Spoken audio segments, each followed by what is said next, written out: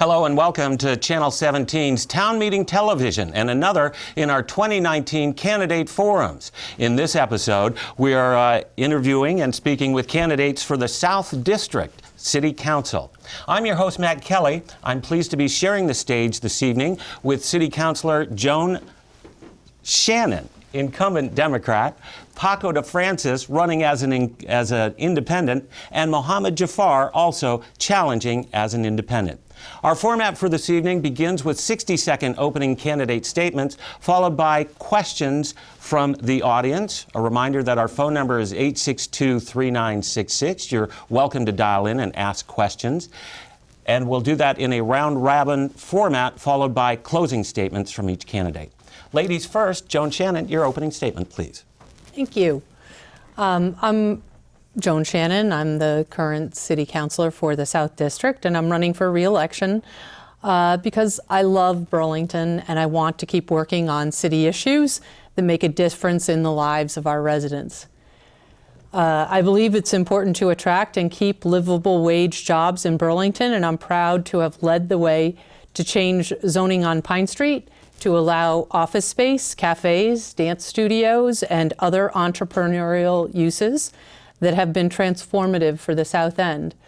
And they weren't allowed prior to the 2007-2008 zoning rewrite, and the initiative to make those changes came from me. To just let you know a little bit about my values, the environment is very important to me. We need to fight climate change, improve air quality, and make Burlington a more walkable, bikeable city. I want to continue to work on initiatives to reduce energy consumption, source clean energy, and improve stormwater management, and hold developers to higher environmental and energy standards. We always need more affordable housing in Burlington, and like communities nationwide, we are challenged by decreasing federal subsidies and an increasing need. We need to look at creative housing solutions to attract developers to build more affordable housing through infill development and reuse of underutilized sites. Fostering economic development and cultural diversity in Burlington is critical. I don't want to see Burlington become a boutique community, but rather want to do all that we can to create an economically and culturally diverse community. Very good. I apologize. Okay. We're going a little longer. Sorry. So Paco DeFrancis, your opening statement, please. Yes. So I'm Paco DeFrancis. I'm running as an independent for City Council. And I agree. And so I'm really running for City Council because Burlington, I feel like, has become too expensive and is combined with kind of a lack of opportunity, especially for younger people, to kind of get their lives and their careers and get really rooted in the city. So I agree with a lot of what Councilor Shannon had said, and as more of her vision. But I don't really see the policy from the current City Council. And it's a 12-member council. Only one councilor can do so much. But I don't see the policy there that can realize that vision.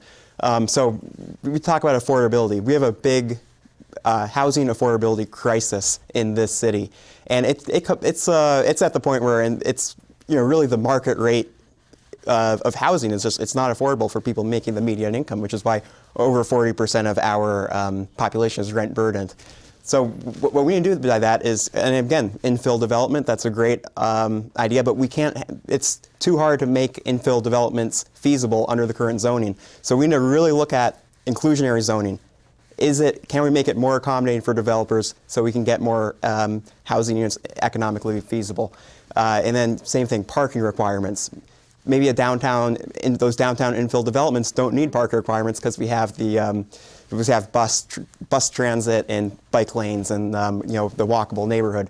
And then additionally, what about building housing on Pine Street in the Enterprise District? I know that the current mayor has even talked about doing that, but the current council is not accommodative of those types of pro-growth policies. So that's really what I'm kind of pushing for. I like the vision, but I don't think we're going quite far enough from a policy angle. Very good. Mohamed Jafar, your 60-second opening candidate statement. Hello everyone, my name is Mohamed Jafar, and first and foremost, before I delve into why I'm running for City Council, I'd like to take this opportunity to address some recent tweets of misogynistic and sexist nature that have come to light from my past. I want to apologize personally to every single person that has been impacted by these tweets, and moving forward, I'd like to take the time to learn from the people that I've impacted. When you hurt someone, you don't get to decide that you didn't hurt them. You just don't get that decision. And I am here to move forward and to learn from the people I've hurt. With that said, I'm running for City Council to address a lot of issues that have been persistent since I came here from Kenya as a 7-year-old. Issues around housing. Housing in itself is an issue that we all deal with. The entire city of Burlington deals with. Homelessness, childcare. These are all issues that made it difficult for my parents and a lot of other parents and families to go about their day-to-day lives, and it's saddening coming back from college and watching my parents do circles trying to figure out what and how they're going to feed everyone the next day after coming back from college. So I'm involved to address those issues because I think our city can do a lot better. Very good. Candidates, a pleasure sharing the stage with you. We'll now begin our round robin question and answer here with the questions that have been provided to you ahead of time. A reminder to you, our audience, that you can dial in and ask questions of these candidates yourselves. The phone number is 862-3966. Paco DeFrancis, we'll begin with you. How would you characterize Burlington's economic development strategy? Is it something that you support, and do you have alternative proposals if not? Yeah, so I see there's a lot of things. We talk about economic development. It's a big umbrella term. There's a lot of things going on. There's obviously the CEDO office is doing a lot, and then it depends what kind of development are we talking about. Are we talking about trying to really grow the major employers like we have, like the dealer.coms and other seventh generation, both in the South End as well as employers in the downtown where a lot of South Enders work. And then, but then there's also the entrepreneurial aspect to make sure that our entrepreneurs have a good opportunity of getting a small brewery, getting a coffee shop, because that's what really gives Burlington life that attracts both tourists as well as potential residents that we really need to bring in to get our population or getting our workforce better developed.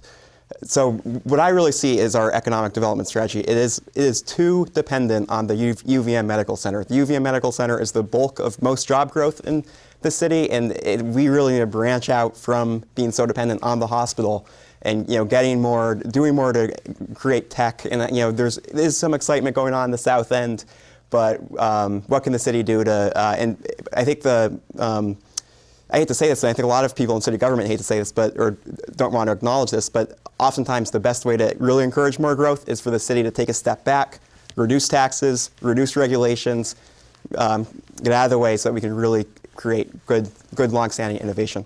Malcolm Jafar, do you support the city's economic development strategy, and what do you think the city needs to do going forward? So my message in general is the growth of the city of Burlington, and in terms of the economic development of the city of Burlington, again, around that issue of being inclusive, I don't think it's entirely inclusive. And so while I support a lot of the economic developments that are moving forward, I think that it is very important that we make sure that everyone is being taken into account. And I think it's very important that we make sure that the residents, the people that live here and that actually make Burlington what it is, are being, taken into account, and those people's voices and their concerns are truly being, attended to. Joan, Shannon, economic strategy for the city. You're obviously on the city council and a main driver to it. Can you share your thoughts about where the city's headed? And I think that the city has kind of limited tools to address economic development, and we do the best that we can. With regards to Paco's statement about reducing taxes, if we reduce taxes on businesses, then we're increasing the tax burden on residents, and that's the unfortunate truth of that. As for what Mohamed is suggesting, I'm not really sure how that translates into actual economic development strategy. But what the city is doing and what I support are initiatives like what I put forward in the South End to change the zoning. Zoning did not allow offices in the enterprise zone.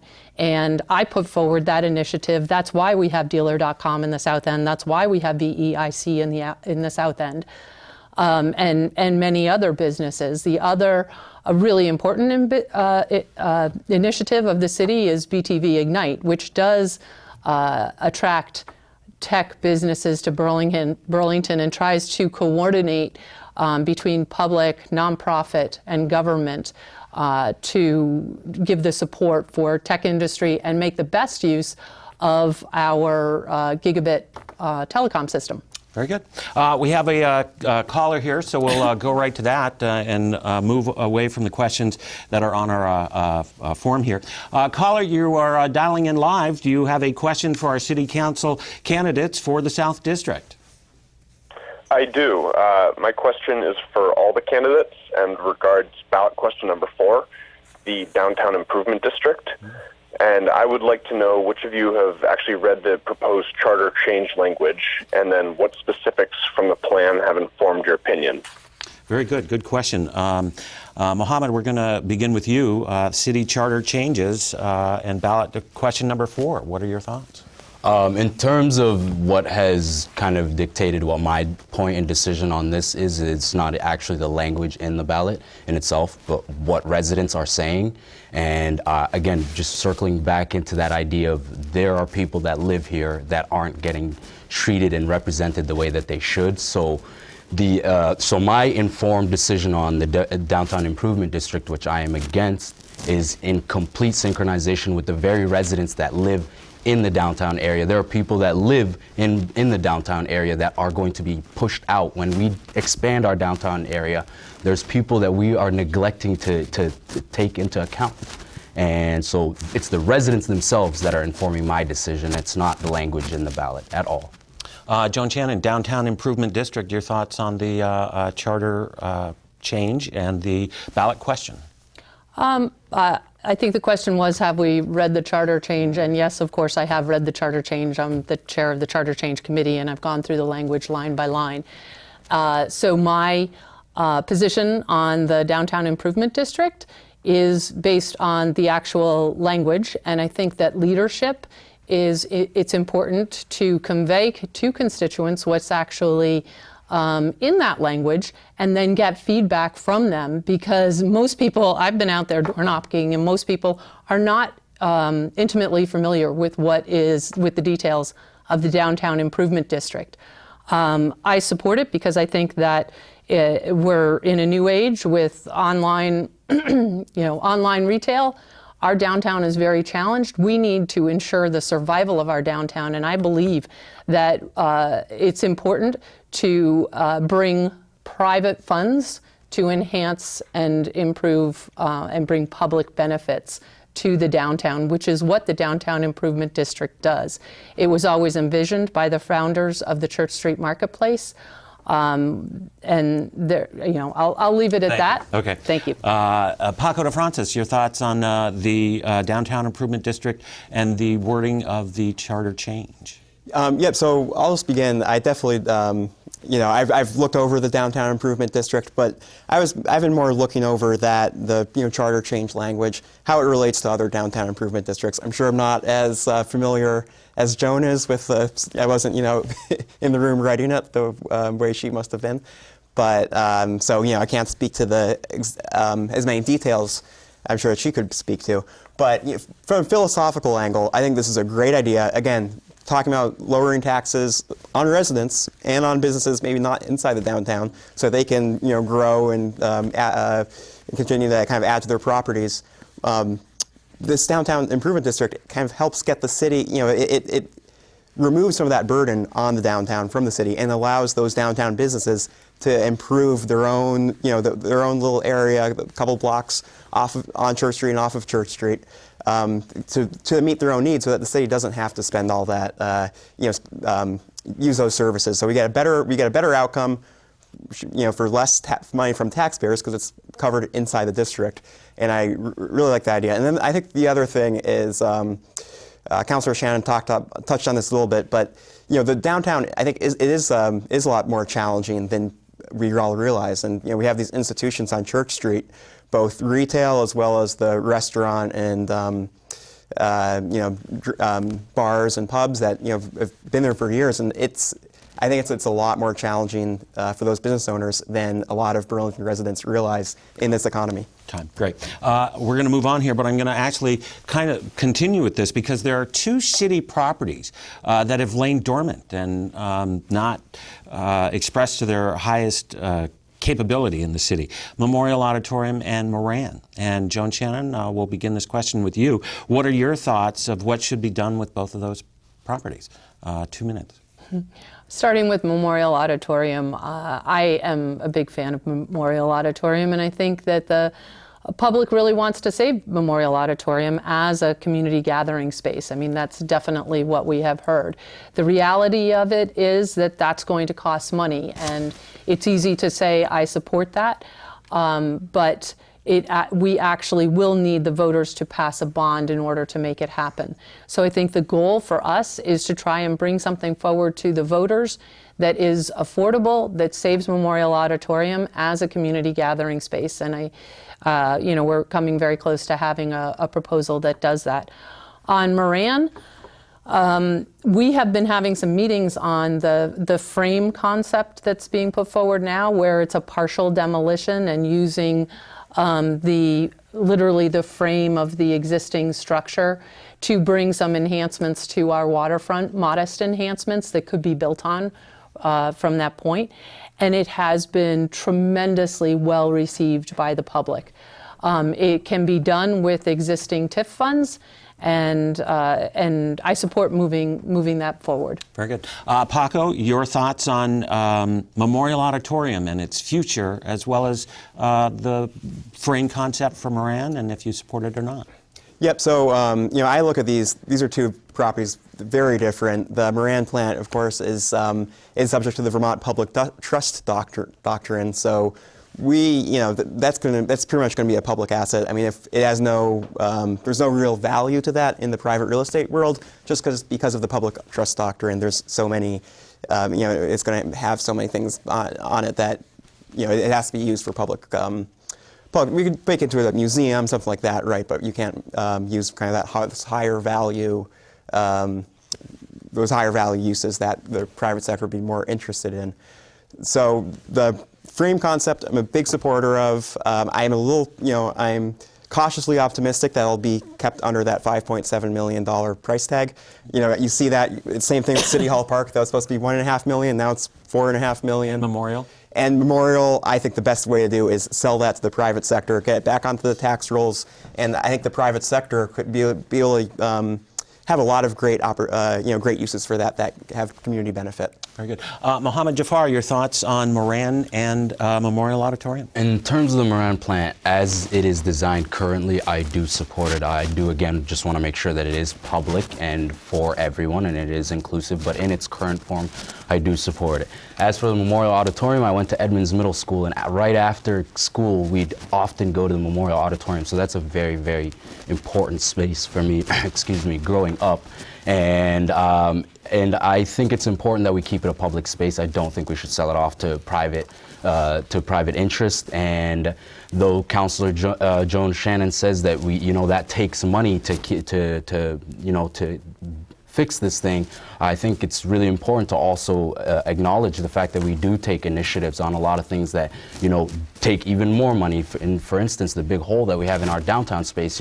Decisions like that should be a little bit more transparent, and so in my opinion, I think we do have the money to make sure that we do keep that space for the kids that grew up and such. Okay, Can I rebut that? 30 seconds. We have callers, so if you can, 30 seconds. My point about Memorial Auditorium costing money is that the taxpayers will have to pass a bond for that. The comparison with City Place is really not an apples to apples comparison because we do not own that property, nor are we spending money on that property. That's a private development. 30 seconds.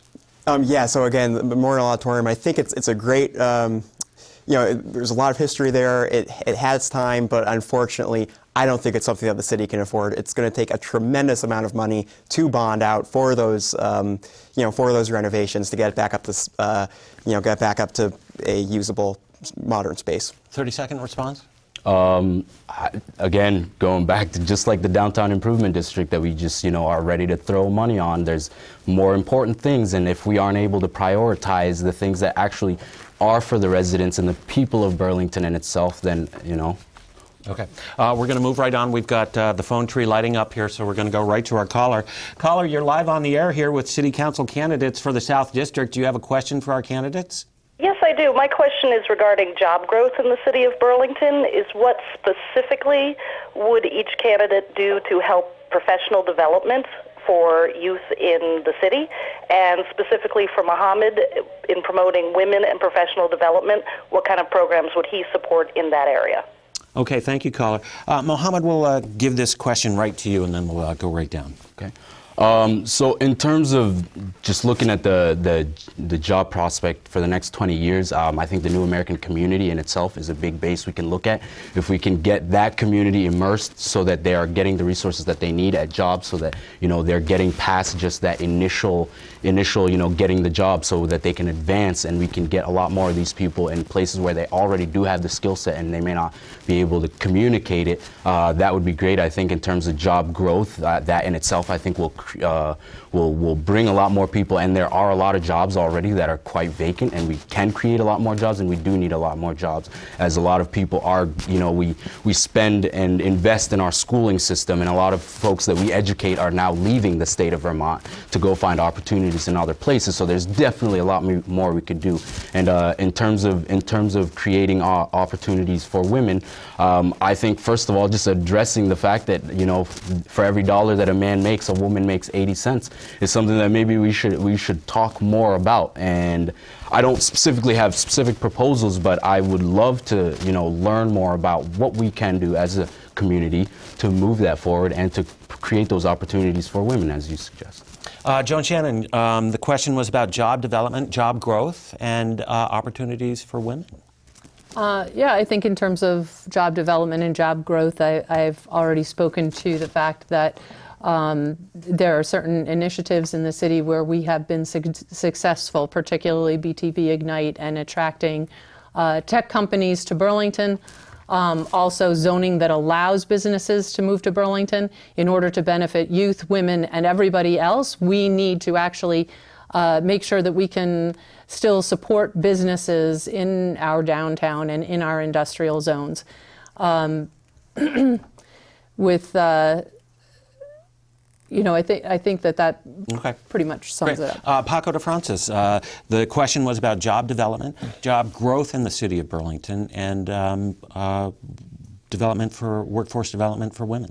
Yep, so I think there's a couple different areas here that we can improve on, and it's, they kind of go hand in hand. So first of all, if we don't have the workforce here to begin with, it can be a virtuous cycle or it could be a vicious cycle. And I think we're kind of in the middle of a vicious cycle right now, where we don't have the education, system to be able to handle that. We, see most young graduates from Champlain College and UVM leave the state, as Mohamed said.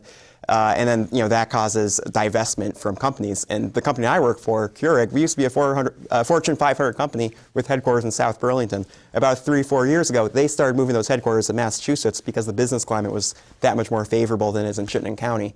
So, I get that we're doing stuff, but it's not quite enough. And what I would do to change that is again, zoning. We have to zone for growth. That means less zoning, not more zoning.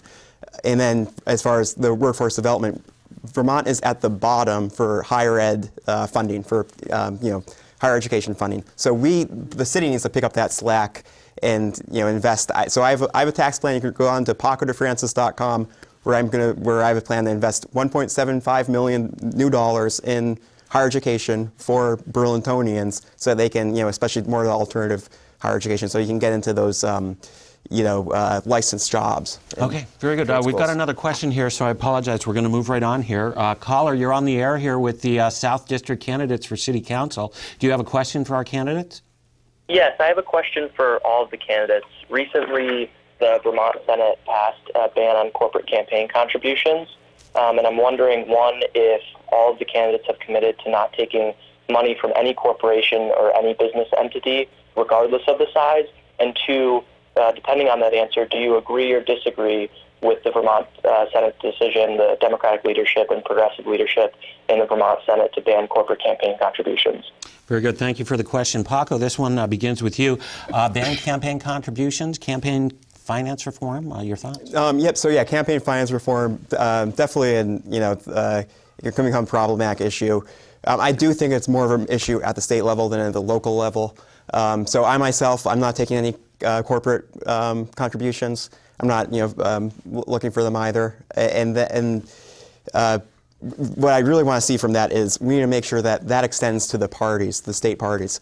I mean, most corporate campaign contributions don't go to individual candidates; they go to political parties. So we also have to ban those.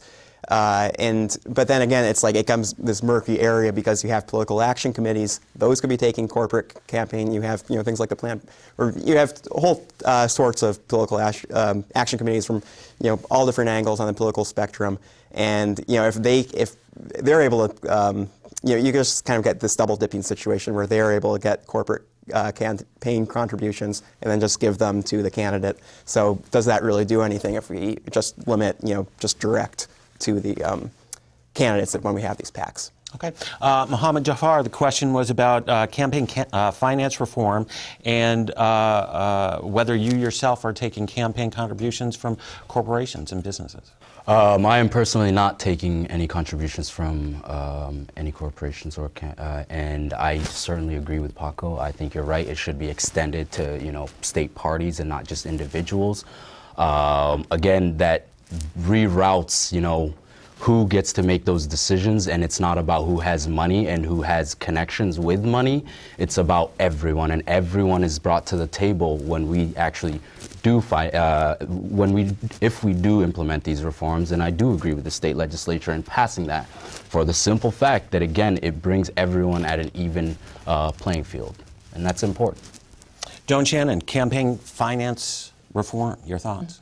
Yes, I do agree with the policy, and I don't accept corporate donations. I also agree with Paco that it really hasn't been an issue in local campaigns. I mean, the extent of corporate contributions in local campaigns is often things like a guy who owns a painting company makes a donation from the painting company rather than from himself personally. I think what we're really worried about is really some untoward influence that corporations might have, and hiding behind a corporation where you don't really know who is that making the donation, whereas to the extent it's happened in local politics, I think we probably really do know who that person is. But no, I support the policy. I don't accept corporate donations. Very good. Joan, we're going to stay with you here with this next question here. And it's very timely, you being on the City Council, and it has to do with ballot advisory questions. Should all citizen advisory questions automatically go on the ballot, or should it continue where the City Council has final say what goes on the ballot or not? I think that there's a good reason why in state law and why the City Council gets to decide whether or not to put these questions on the ballot. I don't think we want to live in a direct democracy. We've chosen a representative democracy, and there are good reasons for that. One thing is the timing, that when you put something on the ballot, when it's gone through a whole lot of process and permitting, and you're halfway into a project, you can't come back and put the project on the ballot. It doesn't make sense. You have very limited information from a yes/no vote on a ballot referendum question, where oftentimes you need a more nuanced answer to, if you don't like that, what is it that you do like? What is it that you want the city to do? People often vote for their personal benefit rather than the fairness to the community. An example is in South Burlington, the rebel name for the high school. Is that something that should be put on a ballot, or do we want to recognize that there are civil rights issues here, and there's a concern for the entire community that may not play out in a public vote? I'm sorry, we'll have to leave it there, and we'll ask Paco DeFrancis for a 60-second response on that question as to ballot advisory questions. Should they automatically go on the ballot, or do you like the process as it stands now? I mean, I do think the process as it stands now, with having them to go through City Council makes sense, because just I think the process is good, but I think we do need to hold our direct city councilors accountable at the ballot box, if they are, if you disagree with, if they're not putting those, I think that the voters need to really look at that and say, is my city councilor not putting on these, these ballot items that should be going on, or is he or she not? And you take that to the, take that to the ballot box itself. Okay. Mohamed Jafar, your thoughts on the ballot questions. Should they automatically go on the ballot if they get 3,300 signatures? My answer to that is yes, they absolutely should. And my reason for that is very simple. If I'm elected as a city councilor, I'm elected by the people, and I'm elected to represent the voices of the people. I don't get to go there like a parent and decide what the decision is. That's not my job as a city councilor. My job is to represent those that are, that are seeing me as their representative. So, in my opinion, I think it undermines the process of democracy in itself. Especially, that's why we have the item in itself, or that's why we have the process for the signatures, for the petitions, whatever it may be. So, it is important to understand that if we are going to have, those processes, it shouldn't be a facade. They should be real. And if people get what they meet the prerequisite or the requirements, I think people should get those items automatically on the ballot. Otherwise, why have the process at all? Okay. Can I rebut that? 30 seconds, please. Yeah. The reason we have the petitioning process is because there are certain decisions that can be made directly by the public, and so that requires this petitioning process, and then those items can go on the ballot. So the petitioners have access to the ballot. In a lot of Vermont, the voters actually have decisions over everything in their town, down to whether or not to buy another plow. So that's why we have that process in place. But I do agree we need to be more clear with petitioners about what our parameters are for what's going on the ballot or not. Paco? Yes, so I think what we're really looking at is we're talking about advisory ballot items, and that's different than a binding referendum. And because of the nature of an advisory ballot item, I think that is it becomes a little bit less serious, because the city council, if you put every advisory ballot item on the on the ballot, and then and they all pass, but then the city council can still go and not choose to push any of them or enact any of them into law, or make that policy change that was suggested. So because of that, I don't see a need to put every advisory ballot item on the on the ballot if they meet the signature requirement, because the city council already has the discretion at the end of the day. So to go back to what Councilor Shannon said earlier, sometimes city council may be hesitant to go back on an item and put it on the ballot due to the fact that it's already gone through so many processes.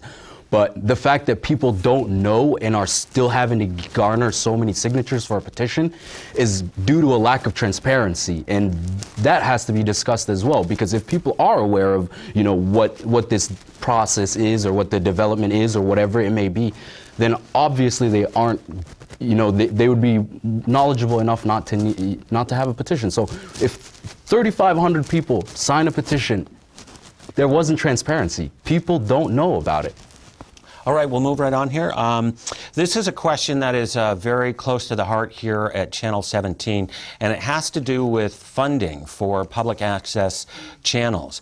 There is a rule change that the FCC is considering in July of this year that would remove the funding for public access channels. Burlington Telecom is in fact encouraging cord cutting, which directly impacts the funding for public access channels, which employ over 100 people here statewide. So Paco DeFrancis, your thoughts on future funding for public access and ensuring its continuation?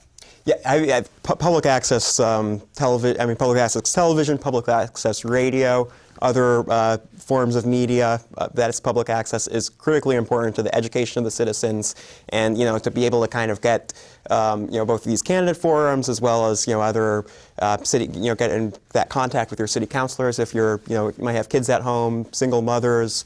They're not able to make it to the meetings, but they have that. Where do you think the funding, though, should come from? I mean, if the funding should come from the feds, but if they cut it, we have to pick up the slack as a city. So the city.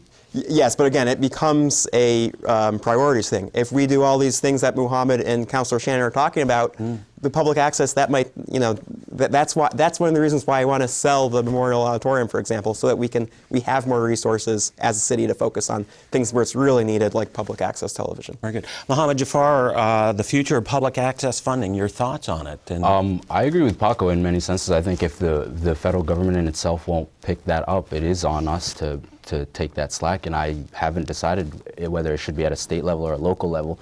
But going back again to the type of things that we are willing to fund and then taking away from things that are important, like these public access channels, what are we prioritizing? Like, what is important to us, and what are we so willing and ready to defund and take funding away from? School is one of the biggest things and quickest things we're ready to take funding from, and it looks to me like just another important asset and facet of our community that we're ready to just kind of, hey, let's cut funding on that. So if the federal government in itself does not and is not willing to fund that, it's on us, it's on the city, and it's on the state. Joan Shannon, the future of public access funding. Just to be clear here so that the public also understands, public access is funded through a $3 fee on your cable bill, and that is through a law that the FCC has enacted. They are thinking to take away that requirement. So your thoughts on the future funding for public access and the role it serves the community? Yeah, I think that, cable and telephone are both soon to be things of the past, and the utility of the future is the internet. And so public funding for Channel 17 needs to be done through internet providers. To say the city should pick up the tab, I don't think you serve a lot more than just the city of Burlington, and I don't think that the city itself can pick up the tab. We do need to look at it statewide, because this is certainly a statewide problem, and I don't think we can rely on the federal government, sadly, to help us out. But your service is essential service in our communities, and we do need to find a way to fund you. So thank you for raising that issue. Very good. It's time for closing statements. We have a little bit of extra time to do so. So up to 2 minutes for closing statements. And Mohamed Jafar, we'll begin with you. So again, I'm running for city council to address issues that have persisted for forever. I've been here since I was 7 years old. I grew up here. I serve on several boards. My friends and I started a peer mentorship group in which we look to assist youth, at-risk new American youth, in helping kind of navigate and figure out dual identity in that dual culture. I also serve on the committee that actually brought my family here and helped us get on our feet when we first came to the United States, which was formerly known as the Refugee Resettlement Program, but now is the United States Committee for Refugees and Immigrants, as well as a couple other youth advisory boards that I serve on. I'm running for city council because it's time we start representing everyone. It's time we stop putting on this facade where we pretend like we represent everyone and we start representing everyone. Homeowners, home renters, young people that are fleeing the state of Vermont because there are no opportunities. I mean, we have a state policy that pays people to come out of state to come to Vermont and to the city of Burlington to find opportunities that our young folks aren't able to find here. And I think that's problematic. So again, I'm running for city council because these things do need to be addressed. I'm running for city council because I've lived the experience of not knowing if my parents were going to have enough food for me to eat tomorrow, or my other 10 siblings. So people need to realize that there are people sleeping outside in sub-degree weather that are homeless, that are on Church Street, and so it's important that we reprioritize, we redirect where our priorities truly lie. Very good, thank you. Joan Shannon, your closing statements, please. Thank you. I just want to address one thing that was said here, which is about throwing money at the Downtown Improvement District. And to be clear, The Downtown Improvement District is an opportunity to use private money for public benefit. It's not something that the city is throwing money at. It's actually a tax that comes from the property owners the business property owners in the district. And that's, I think as an elected official, it's very important to be accountable to the voters and to be accountable for delivering accurate information, which I always try to do. I think that one of the things that I've always really worked on is to be responsive to my constituents, and my constituents have many different issues. It depends on where they live, what that issue is going to be, and over the years I've really enjoyed working with neighbors to make sure that we have roads and sidewalks and city services that are serving our community, and when they're not, being responsive to bring people together, to bring people to the table, to make sure that everything is working for the citizens of Burlington. I really believe that government is here to serve the community, and I work very hard at making sure that that is how things work in Burlington. And I want to thank Channel 17 for this opportunity to have this discussion. I want to also thank my fellow candidates here for a productive discussion on issues, and I want to thank all of the people who have invited me into their homes as I've been door knocking around the South End. So thank you. Paco DeFrancis, your closing comments, please. Yes. So again, I run for city council mainly because Burlington is becoming unaffordable for residents. It's becoming unaffordable for businesses, and that's hindering growth. It's driving out growth. It's driving out our young people, especially our young college graduates, as well as other young people, as well as other people who we could attract to the city and we're not right now. So we really need to go in. We need to get Burlington into a growth phase. We need to rethink the way city government is functions and start thinking about it more as from a departmental perspective. Start running it as a business. Rather than just as a fund, and it's become kind of too antiquated in that regard. We need to empower department heads to have more control over their spend, so that way they can drive real, meaningful value for taxpayers. And then again, the other piece is housing is too unaffordable. We won't be able to get out of this affordability crisis if we don't zone for growth and do things like allow medium density housing on the Pine Street district and allow that infill development in the downtown without the parking requirements, because that's really hindering growth. The market, the private sector, the free market can solve a lot of our problems in Burlington. We just need to do more to get out of the way and let the private sector solve those problems. Paco DeFrancis, Joan, Shannon, and Mohamed Jafar, thank you so much for joining us here this evening. It's been a pleasure sharing the stage with you. Best of luck to each of you on Election Day, March 5th. A reminder that early voting has begun, and you're able to contact your local town clerk and pick up and complete your ballot today. And a reminder to join us for election night coverage beginning at 7 o'clock right here on Channel 17 Town Meeting Television. For all of us at CCTV, I'm Matt Kelly. Thank you for watching. Good night.